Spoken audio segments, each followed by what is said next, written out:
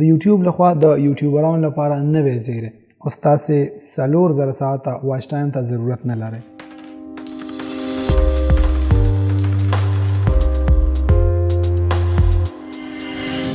السلام علیکم. هیله ده چې ټول به ښه روغ او جوړ اوسئ. عزیز کاروان یم او د دغې چینل له لارې نه زه تاسو سره په آنلاین زده کړو او آنلاین درآمد کې مرسته کوم. او نننۍ موضوع زمونږ د یوټیوب د نوي نوټیفیکیشن په اړه ده یا د نوي هغه زیري په اړه ده چې یوټیوبرانو ته یې کړی دی.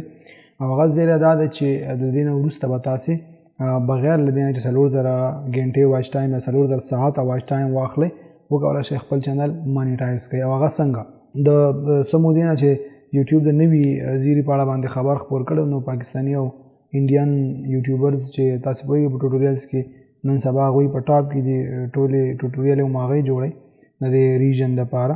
نو هغوی په ډېر زیات بحثونه راغستي او چا به ویل چې 1500 ته به سبسکرایبر راشي او 2000 ته به واچ ټایم راشي او چا به ویل چې 0 ساعتو ته به واچ ټایم راځي او 200 سبسکرایبر یعنې ډېر رومرز د دې په اړه باندې خپاره شو چې د یوټیوب منیټایزیشن آپشن چې د یوټیوب پارټنر پروګرام دپاره ایلیجیبیلیټي چې ده هغه اسانه کېږي او دا واغه. خو هغه اصل خبر دا یو دی.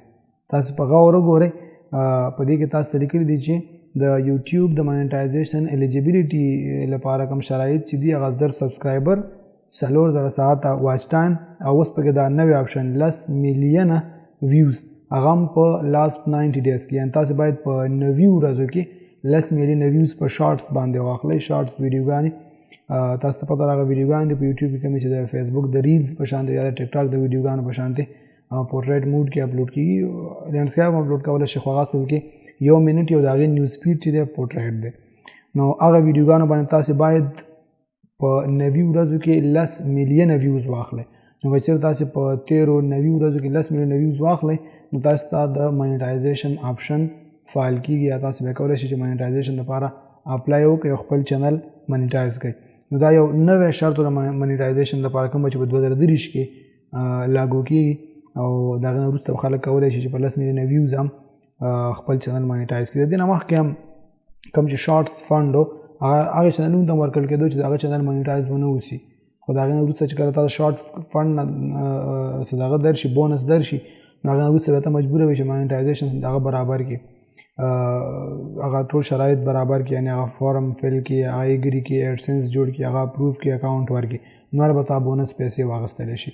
یعنې د شارټس لپاره به هر کال یو جداګانه فنډ مختص کېدو چې دومره فنډ د سکال د شارټس لپاره نو دا یو په خلکو باندې تقسیمېدو. هغه خلکو چې شارټس وایرل یا میلیون ویوز کې یا مثلا شارټ ډېر فایدهناک و چینجینګ و انفارمیټیو و ویری فني نو دې دپاره به چې دی یو خاص میاد پیسې فنډ بونس ورکول کېږي. دغسې بونسونه په فیسبوک کې وي فیسبوک ریلز هم فیسبوک باندې چې چا منیټایز د هغې ته هم چې دی بونس راځي د فیسبوک لا زیات هم $10 $1200 دغسې یو بونس پوینټ هغې ته راځي او کولی شي چې هغه ډالر ټول راوباسي. نو اوس چې دی دغه نوی کوم زیری چې یوټیوب راوړی دی چې مثلا 4000 ساعته واچ ټایم په یو کال کې چې دی او 1000 سبسکرایبر نو د دې واچ ټایم په ځای باندې تاسو کولی شئ چې 10 میلیونه ویوز هم د شارټس واخلئ.